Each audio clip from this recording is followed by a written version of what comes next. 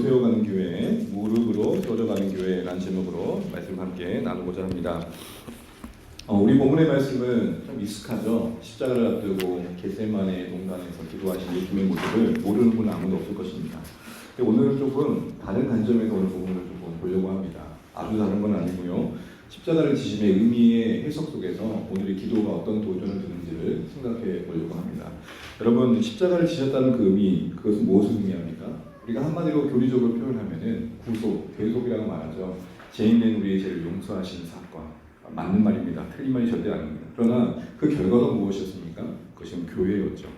그래서 여러분, 사도 바울이 사도행전 20장 28절에서 이런 말을 하죠. 자기 피로 사신 교회. 교회를 십자가의 그 피 흘리심과 연관시켜 말합니다. 결국 십자가의 그 피 흘리심은 교회를 사시는 사건이었다. 교회를 만드시는 사건이었다 말씀하십니다.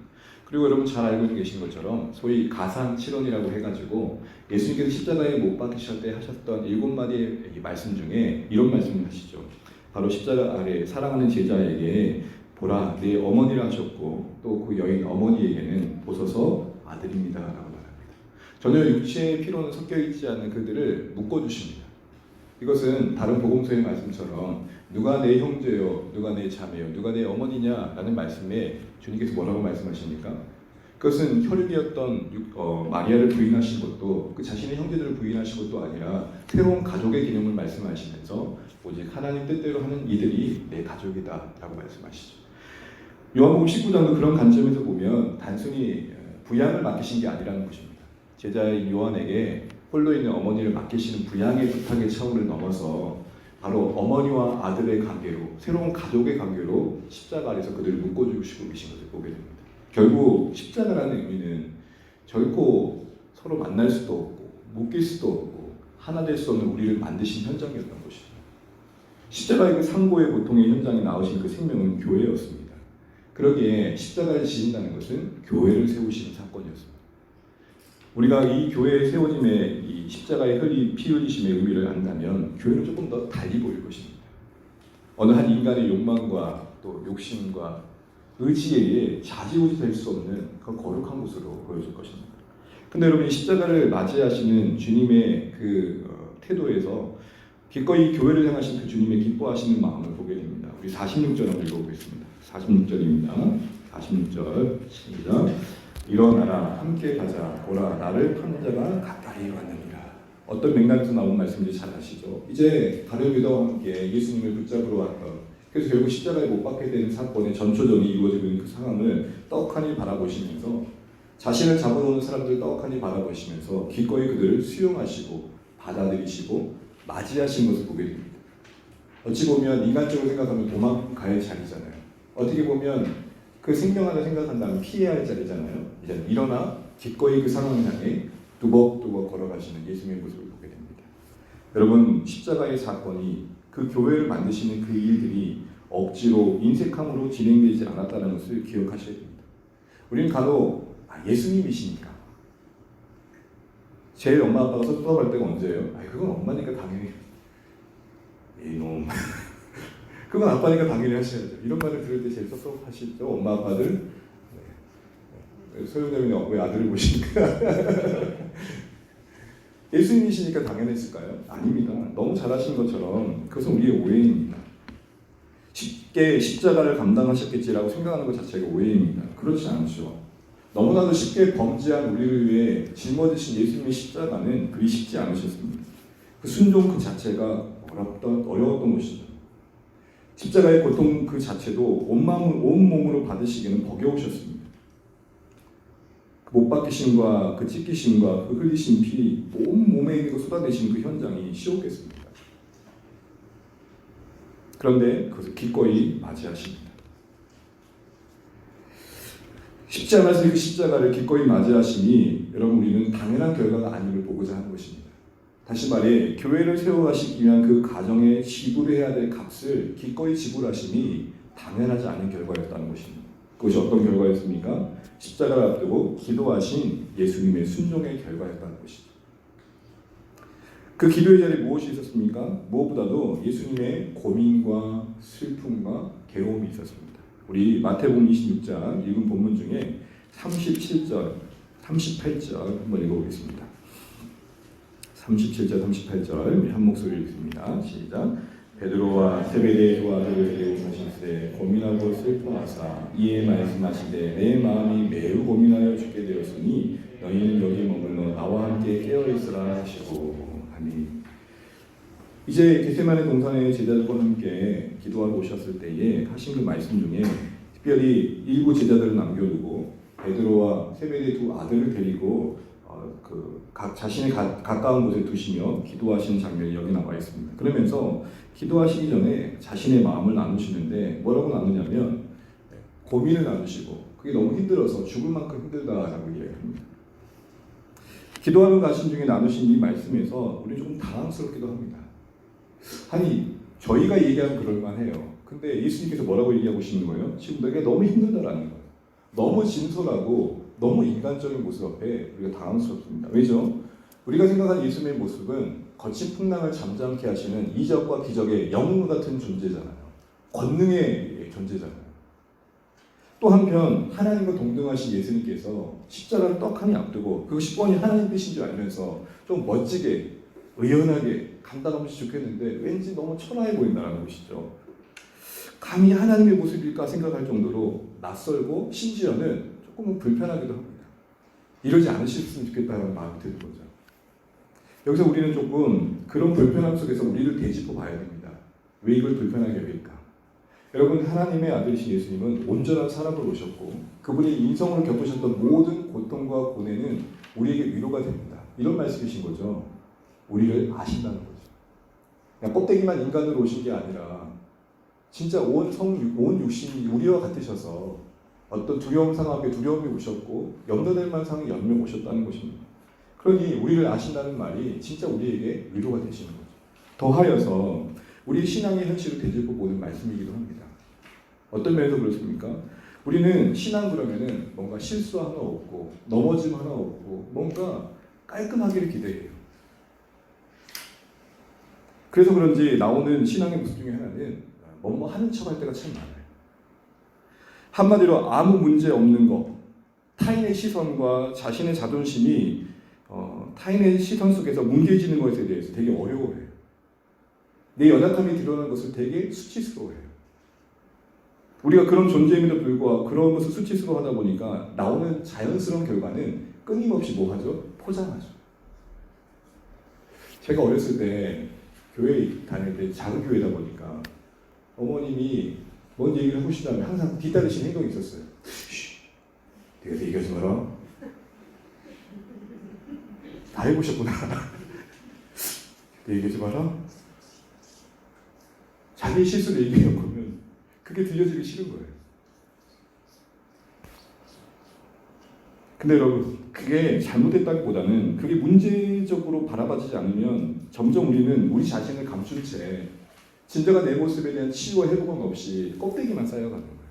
이런 발상이 자연스럽다 보니까 우리는 우리 연약함을 다루는 데 있어서 어떻게 대처해가죠?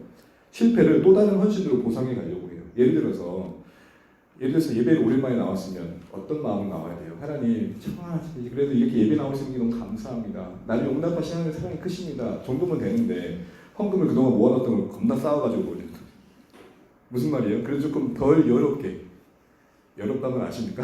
좀 덜 부끄럽게 하나님께 나오는 마음을 만들어내더라는 거예요. 두 손 두 발 다 들고 있는 모습들을 용납하시는 하나님 앞에 엎드림보다는 그래도 그 순간에도 자존심을 지키려고. 누가 그러더라고요. 너 왜 이렇게 힘든 줄 알아? 아직 덜 죽어서 그래. 아직 살아있으니까 그런 거예요. 우리의 신앙은 어디 쪽으로 흘러가고 있는지를 돌아보시는 말씀입니다. 예수님께서도 십자가 앞에서 진실하게 자신의 고민과 괴로워 죽겠다는 마음을 나누십니다. 그래서 여러분 완벽한 뭐뭐 하는 척의 신앙이 아니라 진실한 있는 모습대로 우리를 드러낼 수 있는 우리의 삶 되시면 좋겠습니다. 하나님과 사람들 앞에서 우리의 모습이 좀 진실했으면 좋겠어요. 하나님 앞에 긍휼을 구하는 그런 낮아진 마음이 있었으면 좋겠고 또 우리의 공동체가 서로의 그 연약함을 좀 더 들어줄 수 있고 받아줄 수 있는 공동체면 좋겠어요. 왜 아까 저희 어머님이 이랬을까요? 이게 어떻게 돌아온지를 아십니까? 누군가의 연약함이 가십거리가 되는 공동체의 모습을 아십니까? 근데 여러분 한번 생각해 보십시오. 사실 우리 중심을 깨뚫는 하나님 앞에 감출 수 있는 게 있습니까? 또한 서로가 사랑의 격려와 인내와 온유로 붙들어주지 않는다면 어떻게 우리가 여기까지 올 수 있으셨습니까? 다 괜찮으셔서 여기까지 오신 거 아니잖아요. 오늘 보십시오. 예수님께서 함께한 제자들에게 자신의 심정과 그 진실한 마음을 나누십니다. 그리고 그 괴로움을 하나님 앞에 고백하십니다. 그러기에 바른 신앙의 자세는 이 국률의 하나님을 아는 것이요, 또 서로의 연약함을 인정하고 수용해 주는 것입니다. 그것이 정죄와 판단과 가십거리가 아니라 그게 기도의 제목이 되어지고 그러기에 서로 이해해 주는 과정이 되셔야 됩니다. 그러기에 주안에게 우리 모든 성도님들은 이 연약함을 하신 예수님 모습 앞에서 다시 한번 우리 자신을 비춰보실 때에 숨기려 하시고 감추려 하시고 그래서 더 나아가요 포장하려고 하지 마시고 우리 연약함을 겸손히 나눌 수 있는 하나님 앞에서 성도들 앞에 그럴 수 있는 저희 되시기를 주님을 축원합니다. 또 그것이 나누는 그 현장 속에 어느 누구도 그것이 손가락질과 비난의 내용이 아니라 그래도 국률적이며 이해하는 쪽으로 흘러갈 수 있는 따뜻한 공동체 만들어가신 일에 함께 하시는 우리 모두 되시기를 주님으로 축복합니다. 떠나가 오늘 기도의 모습에 뭐가 있었습니까? 바로 엎드림이 있었습니다. 우리 26장 39절을 보겠습니다. 26장 39절입니다. 시작. 조금 나아가서 얼굴을 땅에 대시고 엎드려 기도하여 이르시되 내 아버지여 만일 할만하시거든 이제는 내게서 지나가게 하옵소서. 그러나 나의 원대로 마시옵고 아버지의 원대로 하옵소서 하시고 아멘. 오늘 얼굴을 땅에 대시고 엎드리시는 기도의 태도를 주목해 보십시오. 엎드려 땅에 얼굴을 땅에 대시고 엎드리셨다는 것은 온전한 순복을 말하는 것입니다. 그러면서 기도하신 거예요. 또한 같은 기도를 3번이나 하십니다. 이게 뭘 보여줄까요? 예수님의 기도는 자신의 때를 관찰하는 시간이 아니라 하나님의 순복의 과정에서 요구되어지는 시간들이었던 것입니다. 특별히 여러분 간구의 내용 중에 이 잔을 내게서 지나게 하옵소서라고 끝나지 않고 이어서 뭐라고 말합니까? 그러나 내 뜻이 아닌 하나님 뜻대로 회개해 주십시오라고 기도합니다. 그러기에 얼굴을 땅에 대고 엎드렸다는 그 자세는 하나님 뜻 앞에 철저한 순복의 자세이고 그에 어울리는 기도의 내용으로 하나님 앞에 지금 예수님 기도드리고 있는 것을 보게 됩니다. 다시 말해 어떻게 하면 십자가를 피할까라는 요령을 찾기 위한 엎드림이 아니라 어떻게 하면 십자가를 감당할 힘을 얻을까라는 순종의 능력을 구하는 차원에서의 기도였다는 것이죠. 이처럼 십자가의 고통에 대한 자신의 슬픔과 괴로움이 하나님 뜻을 이루는데 혹여나 걸림돌이 될까봐 예수님께서는 십자가를 순종할 수 있는 온전한 은혜를 구하는 자리에 서 계셨던 것입니다. 그리고 이 기도의 과정 속에서 하나님의 뜻은 더 명확해지고 주님의 태도는 더 분명해지며 그분의 순종해야 될 십자가에 대한 마음은 더 온전해지죠. 여러분 우리는 여기서 그 연약함과 함께 그 기도의 과정 속에서 일어나 함께 가자는 마음이 만들어지는 과정 속에서 우리는 교회가 세워져 가는 십자가의 앞에서 예수님의 순종의 모습 속에서 교회가 세워져 가는 속에 우리에게 필요한 것들을 보게 되는 것입니다. 특별히 그 기도가 어떤 기도였습니까? 나의 뜻을 관철하는 기도, 하나님을 설득하는 시간이 아니라 하나님 뜻 앞에 자신의 뜻이 꺾이고 자신이 설복되어지는 시간이 그 마음을 만들어낸다는 것이 중요한 시점인 것입니다. 사랑하는 여러분, 교회가 세워져 간다는 것은 하나님의 뜻이 이루어져 가는 것입니다. 그 과정 속에서 우리는 연약함이 있고 또 그 연약함을 극복할 능력이 필요합니다. 그게 바로 오늘 교회를 세우신 십자가를 앞두고 보이신 예수님의 모습에서 우리가 나아갈 방향을 찾게 된다는 것입니다. 그래서 여러분 이 겟세마네 기도의 자리에 제자들을 초대하신 이유 속에서도 우리 그것을 분명히 하게 됩니다. 한번 생각해 보세요. 예수님은 종종 중요한 결정들을 앞두고 기도하실 때 홀로 하신 시간이 더 많았습니까? 함께 하신 시간이 많았습니까? 홀로 기도하셨어요. 제자들을 세울 때도 홀로 밤새우시며 기도하셨어요. 근데 유독 이 십자가 앞에 더 중요한 문제를 결정짓는 이 앞에 왜 제자들을 초대하셨을까요? 오늘 본문에 보면 기도에 전혀 도움도 되지 않은 이들을 왜 초대하셨을까?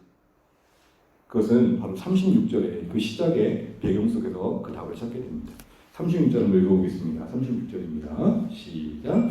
이에 예수께서 제자들과 함께 겟세마네라 하는 곳에서 이르러 제자들에게 이르시되 내가 저기 가서 기도할 동안에 너희는 여기 앉아 있으라 하시고 아멘. 거기 보시면 이해라는 말을 주목해 보세요. 이해.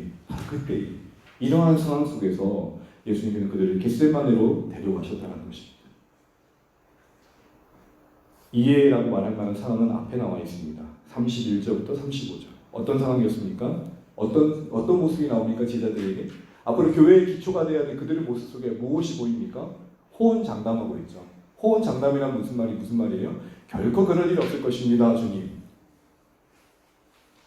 예수님께서 뭐라고 말씀하세요? 네가 나를 부인할 거야. 아이고, 부인이라뇨? 네가 나를 버릴 거예요. 아이, 뭘 버려요? 저 목숨 걸고라도 다른 사람은 몰라도 나는 끝까지 갈 것입니다. 라는 베드로와 그와 함께 동조하고 있는 제자들의 모습이 나옵니다. 그래서 여러분 35절을 보게 되면 모든 제자도 그와 같이 말합니다. 베드로가 주목받고 있지만 사실 모두의 생각이 같았어요. 그들 생각에는 어떤 마음이 있었습니까? 의욕이 충만했고 그 다음에 무엇보다도 우리는 결코 주님을 떠날 일이 없다라는 확고한 의지가 자리 잡고 있는 것들을 보게 됩니다. 근데 이 모습을 보면 참 안타깝다는 게 예수님이 지금 그냥 간상을 보고 얘기하신 게 아니잖아요. 베드로야, 네 간상을 보니까 딱 나 버릴 상이다. 그러고 있지 않으시거든요. 뭘 근거로 말씀하십니까? 31절 밑에 보시면 31절을 보시게 되면 예수께서 제자들에게 이르시되 오늘 밤에 너희가 다 나를 버리리라. 그 다음 나오는 말이 중요해요. 뭐라고요? 기록되리라. 스가랴 14장 말씀을 가지고 하신 말씀입니다. 내가 목자를 치리니 양떼가 흩어진다. 바로 이 말씀이 이루어지는 현장에 우리 앞에 떡하니 서 있다. 진짜 중요한 기로에 서 있다고 이렇게 말을 하는데 말씀 가지고 얘기하면 네 하나님 제가 틀렸습니다 해야 정상적인 타도 아닙니까? 근데 말씀 가지고 얘기하는데도 뭐라고 얘기하고 있는 거예요? 아유 그런 일 없다니까요. 이러고 있는 거예요. 진짜 믿음의 자세는 뭘까요? 하나님은 옳으시면 제가 틀렸습니다. 이게 늘 변함없는 자세야 돼요. 네가 교만하다 그러면 네 교만합니다. 네가 지금 뭔가 죄를 지었다면 네 제가 죄를 지었습니다. 인정이 되는 게 겸손한 자세일 텐데 지금 오늘 베드로는 그리고 함께하는 제자들은 예수님이 그냥 느낌으로 말씀하신 게 아니라 말씀을 가지고 떡하니 이 상황을 해석해주고 계신데도 불구하고 말씀의 권위 앞에서도 자신의 의지를 더 내세웁니다. 바로 그런 형편 속에 있는 그들에게 근데 또 이들이 또 교회를 세워가야 되는 그 중요한 시점에 예수님 겟세마네로 조용히 초대하시면서 그들이 어떠한 연약한 자리에 있는지 그렇게 어떠한 하나님의 능력을 덧입혀야 되는지를 보여주고자 초대하셨다는 것입니다. 다시 말해 이들에게 겟세마네 기도를 친히 보여주심으로써 이들이 앞으로 교회를 세워가는 과정이 그리 녹록지 않다는 것과 그러기에 더 무릎으로 하나님의 능력을 덧입어야 된다는 것을 보여주고자 싶으셨다는 것입니다. 그 괴로움을 나누심의 의미가 뭘까요?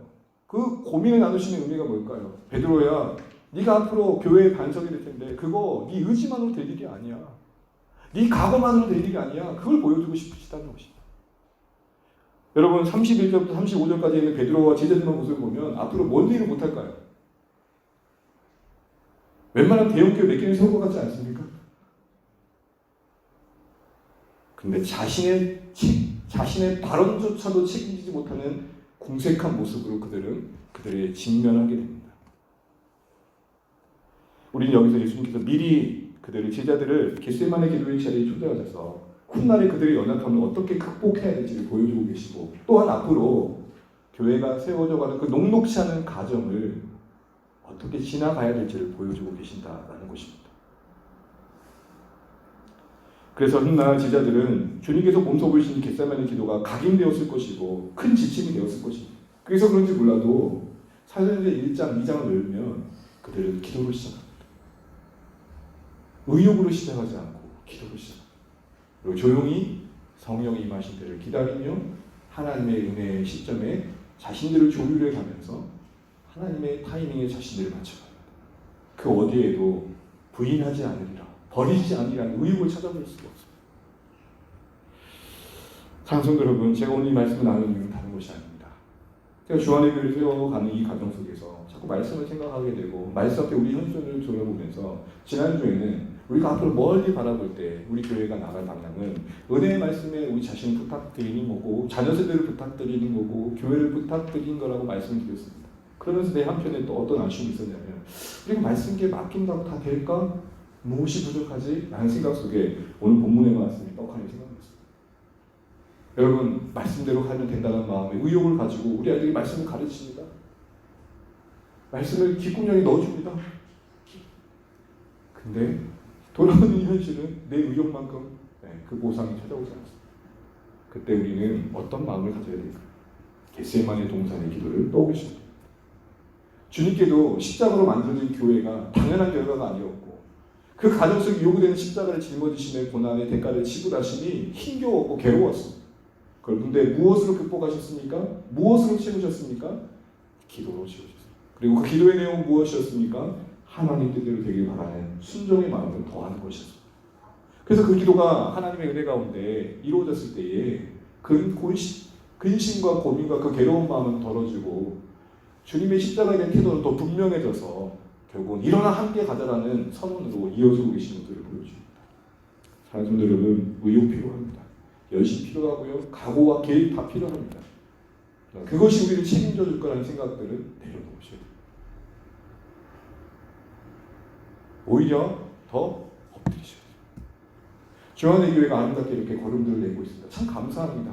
진짜 하나하나가 은혜이며 은혜이며 은혜입니다. 근데 여러분, 우리가 이런 아름다운 마음을 가지고 의욕을 가지고 시작했지만 십자가를 피할 길 없다는 것을 아셔야 됩니다. 아픔을 만날 것이고 때로는 신경의 괴로움을 만날 것이고 지나가는 사망의 음침한 골짜기가 있을 것입니다. 그때 우리는 뭘 떠올리셔야 됩니까? 겟세마네 동산에 기도를 떠오셔야 됩니다. 주님께서도 교회를 세우실 때 그냥 세우지 않으셨다. 특별히 겟세마네라는 의미는 그 기도의 의미를 더 우리에게 부과시켜줍니다. 겟세마네라는 말의 뜻은 무엇이냐면 기름 짜는 틀이라는 뜻입니다. 십자가의 온 무게, 그것이 예수님을 짓눌렀던 것이고 결국 그 기름 짜는 틀 안에서 마치 가시이 그 집을 내듯 온몸의 무게를 짓누르는 그 무게 속에서 결국에는 진토를 토하면서 하나님 원하시는 고백이 만들어지는 현장을 우리는 보게 되는 것이죠. 사랑하는 성도 여러분, 교회가 세워져 가는 속에 그곳에 무릎이 있었다는 사실을 결코 잊으시지 않는 우리 되시기를 주님으로 축복합니다. 의욕이 있고 결심이 있고 각오가 있어야 되지만 그것을 만들어가는 과정 속에 치료할 대가도 있다는 것을 잊지 않고 그 대가를 대한 우리 마음은 괴로울 수밖에 없고 근심일 수밖에 없고 고민이 되지만 다시 그 모든 마음을 끌어안고 그것이 짓누르는 그 자리 속에서 하나님 은혜에 의지하는 가운데 오히려 하나님 앞에 하나님 뜻이 이루어지길 원한다는 고백 속에서 우리들 속에 일어나 함께 가자라는 마음을 만들어내시는 그 하나님의 은혜를 경험해 갈 수 있는 우리 모두 되었으면 좋겠습니다. 그렇다면 여러분, 이 무릎으로 교회가 세워져 가기 위해서 우리에게 필요한 게 뭘까요? 저는 두 가지 정도 분명히 깨달아야 된다 생각합니다. 이 말씀을 드리면 이렇게 적용하실 거예요. 이제 기도의 자리 나와야지. 저는 그걸 말하는 게 아니에요. 안 나와도 새벽기도 나오는 말씀을 드리는 게 아니에요. 꼭 이렇게 말하면 새벽기도 안 나와도 되는구나. 그렇게 생각하시면 안 돼요. 지금 우리는 기도하지 않았는데 기도하자 지금 이 얘기를 드리는 게 아니에요. 왜냐하면 오늘 본문에서도 예수님께서는 너희들이 한 시간을 못 채워서 이렇게 힘들다 이렇게 하고 계시지 않기 때문입니다. 두 가지가 필요한데요. 그 무엇보다도 그 두 가지는 오늘 41절 3절에 나와 있음을 보게 됩니다. 41절 한번 보겠습니다. 두 가지 중에 한 가지 41절 보겠습니다. 함께 있습니다. 시작. 시험에 들지 않게 깨어 기도하라. 마음에는 오히려 육신이 약하도다 하시고. 기도를 하냐 안 하냐는 선택 이전에 조건이라기보다는 우리 존재가 기도를 절실하게 필요로 한다는 것입니다. 오늘 여러분 시험에 들지 않게 깨어 뭐 하래요? 기도하래요. 그 다음에 뭘 얘기해? 이유를 뭐라고 말해요? 마음에는 원이라도 뭐가 약하다고요? 육신이. 마음은 원래 육신이 약하다는 말이 무슨 말이에요? 우리 연약한 존재에 대해 깨어 있어야 된다는 거예요. 어느 분들은 이 말씀을 이렇게 적용하시더라고요. 제가 몸이 약해서. 제가 몸이 약해서. 아니에요. 지금 이 하신 말씀은 그렇기 때문에 기도하는 존재로서 살아내야 된다 얘기를 하고 계시는 겁니다. 오히려 육신의 약함이 기도하지 못함의 정당한 핑계거리가 아니라 기도를 하지 않으면 안 되는 존재적 이유를 더 부각시켜주고 있음을 말씀해 주고 계신다는 겁니다. 사랑하는 성도 여러분, 우리의 연약함, 우리의 부족함을 주님 앞에 맡기시기 바랍니다. 그러니까 우리는 기도해야 된다는 당위성 앞에 기도의 순종을 하기 이전에 우리 존재가 기도를 필요로 한다는 생각들을 놓치지 않으셨으면 좋겠어요. 마치 우리 호흡이 살아내기 위한 어떤 필수 조건인 것처럼 기도는 우리 존재의 연약함을 끌어안고 살아내기 위한 정말 절실한 과정이라는 것입니다. 그럼 여러분, 이런 우리의 연약함을 맡기는 데 있어서 우리 주님 충분히 신뢰할 만한 분일까요? 네, 그렇습니다. 오늘 본문을 잠깐 보시게 되면 여러분 45절 말씀 보시죠. 얼마나 은혜가 되는지 모릅니다. 45절 함께 읽습니다. 시작. 이에 제자들에게 오사 이르시되 이제는 자고 쉬라. 보라 때가 가까이 왔으니 인자가 죄인의 손에 팔리니라. 여러분 보세요. 몇 번 방문하시다가 이제 오셔가지고 하신 말씀이 뭐래요? 쉬라. 이제 자고 쉬라. 여러분 이 말씀을 이렇게 이해하시면 돼요. 내내 공부한다고 책상 앞에 아들이 앉아 있어요. 근데 내내 조는 거야. 그래서 이렇게 말하는 엄마 와가지고 몇 번 얘기해. 야 공부해야지 하고 깨워요. 공부해야지 하고 깨워요. 그리고 이제 더 자고 있어요. 이제 말하는 거예요. 그 다음에 세 번째 방문할 때 우리의 마음은 뭐죠? 이놈의 시키 내가 공부하라 그랬지! 이게 보통 우리 마음이잖아요. 근데 어떻게 얘기해요? 아유, 얼마나 피곤했으면 그러니 이제 자, 편하게 자. 편하게 요일이 하고 있는 거예요. 마치 내내 열심히 공부한 것처럼. 지금 마치 열심히 기도하신 것처럼 이 제자들이 기도한 것처럼 예수님 제자들을 위로하고 토닥이고 있는 거예요. 실패했던 그들을 나무라기보다는 오히려 그들에게 시라고 말하고 있어요. 그들이 연약함을 오히려 예수님께서 이해하고 계시고 그런 마음으로 격려하고 계시는 겁니다. 더 나아가 그 말도 참 위로가 됐는데 마지막 46절에 뭐라 그래요? 일어나 같이 가자. 여러분 지금 같이 가자라고 말씀 듣고 있는 제자들이 제대로 기도했던 사람들입니까? 예수님의 어떤 동행 기도와 함께 하면서 자신을 뭔가 순종했던 자들입니까? 아닙니다. 그런데 함께 가자라고 말을 합니다. 이런 예수님의 제안 속에서 우리는 뭘 봅니까? 주님의 시선은 그들을 향한 실망과 절망보다는 오히려 그들이 연약함을 끌어안으심이 있었고 지금 당장의 그들의 모습보다는 앞으로 변화될 그들의 모습을 보며 함께 가자고 격려하고 계신 것을 보게 됩니다. 여러분 우리의 연약함을 맡기기에 충분한 선한 목자 되신 우리 주님을 바라보시는 저와 여러분 되시기를 주님으로 축원합니다. 내내 졸고 있던 그들에게 말한다니까요. 이제 좀 더 자. 괜찮아. 그리고 오히려 그들에게 같이 가자고 말해요. 여러분 같이 가자기에는 조건이 부족하잖아요. 자격이 부족하잖아요. 그럼에도 불구하고 같이 가자 그래요. 왜 그랬을까요? 앞으로 이들의 변화된 모습을 바라보신 거죠. 앞으로 이들이 성령 안에서 바뀔 것들을 바라보신 거죠. 우리 안에 이런 따뜻한 시선이 있기를 주님으로 축원합니다. 두 번째, 우리가 무릎으로 세워가는 교회가 되기 위해서 필요한 건 뭐냐면 연약함을 아는 것과 함께 하나님 마음에 깨어 있어야 됩니다. 우리 40절 말씀 읽고 이제 말씀 마무리 보겠습니다. 40절입니다. 함께 읽습니다. 시작. 제자들에게 오사 그 자는 것을 보시고 베드로에게 말씀하시되 너희가 나와 함께 한 시간도 이렇게 깨어 있을 수 없더냐.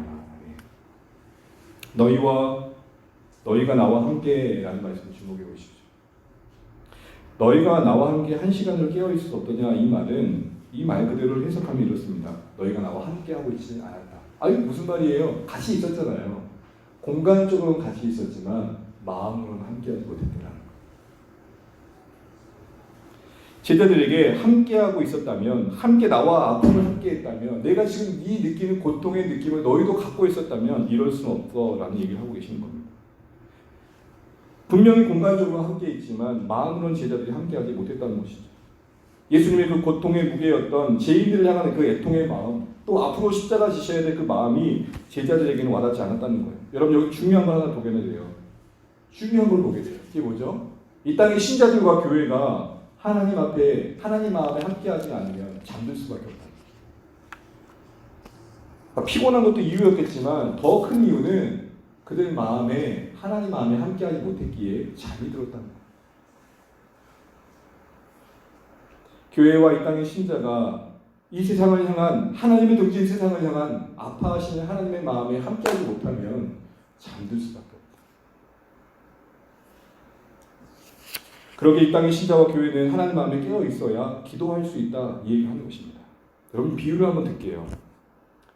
저희 아내님께서 인생이 고나고 힘들어서 자신의 삶을 애처롭게 나누고 있는데 감히 쿨쿨 자는 남편의 모습을 상상할 수 있으십니까? 이해 안 되십니까? 뭔가 힘겨움을 나누고 있는 아내가 옆에 있는데 남편이라는 존재가 기뚱이도 안 하고 잠자고 있다는 걸 감히 상상할 수 있으십니까, 목사님? 주님께서는 우리에게 그 마음의 무게감을 나누고 계시고 주님께서 우리에게 이 세상을 향하신 애통한 마음을 우리에게 말씀하고 계시는데 그게 우리 마음에 느껴지지 않는다면 우리에겐 그것이 괴로움이어야 할 거라는 것이죠. 만일 제자들이 예수님의 그 고통 그 중심에 있는 마음이 떡하니 무게감 있게 와닿았다면 잘 수 있었을까라는 것입니다. 아무리 피곤해도 잠 못 들 만한 어떠한 이유가 우리를 잠 못 들지 않게 하잖아요. 결국 하나님의 마음에 함께하지 않음이 기도의 부재를 만들었던 것입니다. 이 말은 결국 우리가 하나님의 마음에 함께해 갈 때에 그것이 오늘 우리로 하여금 교회를 세워가는 과정 속에 그 마음을 묵상해 갈 때에 기도로 이어질 수 있겠다라는 것입니다. 사랑하는 성도 여러분, 무릎으로 세워져 교회가 되기 위해 진짜 필요한 것은 하나님의 마음에 더 함께해 가는 것입니다. 우리 주안의 교회가 하나님 뜻을 이루는 건강한 교회가 되기 위해서 우리에게 무릎이 필요한데 그 무릎은 하나님을 묵상하는 신자들이 갖는 자세라는 것입니다. 하나님의 마음에 깨어있는 신자들이 갖게 되어지는 태도라는 것입니다. 이제 말씀을 정리하겠습니다. 오늘 십자가를 지시는 그 사건 속에서 교회가 세워질 과정 속에 무엇보다도 무릎을 꿇는 기도가 절실하다는 것을 보게 되었습니다. 십자가를 그 지심은 겟세마네 기도를 통해 증언되었듯이 그리 녹록지 않은 일들이고 그 과정 속에 하늘의 능력을 덧입는 기도는 절실하다, 이 말씀을 우리에게 보여주고 계십니다. 그 과정 속에 초대되어진 제자들의 모습 속에 의욕이 있었고 뭔가 자신들 모든 것을 다 해낼 것 같은 의지가 있었지만 주님께서는 그것조차도 깨닫지 못하는 그들에게 앞으로 그들이 교회를 세워가지고 가는 과정 속에 경험하게 될 그 녹록지 않은 시간들 속에 어떻게 해야 될지를 미리 보여주셨던 것입니다. 너희들이 나처럼 괴로울 때 겟세마네 기도를 기억해라. 사랑하는 성도 여러분, 주안의 교회가 지금까지 은혜로 여기까지 왔지만 앞으로 때로 우리가 간단한 십자가를 여러 모양으로 만날 것입니다. 그때에 우리 모두 겟세마네 동산의 기도를 기억하시는 은혜가 있기를 주님으로 축원합니다. 주님이 그때 어디로 가실지, 그리고 무릎으로 세워져가는 교회의 일을 기억하시고 이를 위해서 우리가 이 일을 감당하기 참 연약한 존재라는 것을 깨닫고 더하여 하나님 마음에 더 깊이 침잠하셔서 그 마음에 함께하기에 기도가 되어지고 또 내 연약함을 알기에 엎드릴 수밖에 없는 그 존재와 그 하나님 마음의 동참함으로 우리의 기도의 삶이 개선되어져 가시기를 축복합니다. 기도하지 않았던 자리에 나오라고 말씀드리는 게 아닙니다. 우리 기도할 수밖에 없는 존재라는 것을 잊지 말자는 것입니다. 더하여 우리 하나님의 마음을 안다면 기도하지 않을 수 없잖아요 라는 것을 말씀드리는 것입니다. 이런 마음에 깨어있음과 연약함을 아는 마음으로 함께 무릎으로 주 안의 교회를 세워가신 일들에 동역해 갈 수 있는 우리 모든 가족 되시기를 축복합니다. 잊지 마십시오. 교회는 무릎으로 세워져 갑니다. 우리의 의욕과 각오만으로는 안 된다는 것을 잊지 마십시오. 무릎으로 세워져 있는 교회 속에 우리가 있다는 것을 아시고 우리가 어떠한 심정으로 하나님께 나아갈지를 결단할 수 있는 오늘의 예배 되시기를 축복합니다. 우리 기도해 주시고요. 들은 말씀 기억하시면서 함께 적용할 것들을 적어보겠습니다.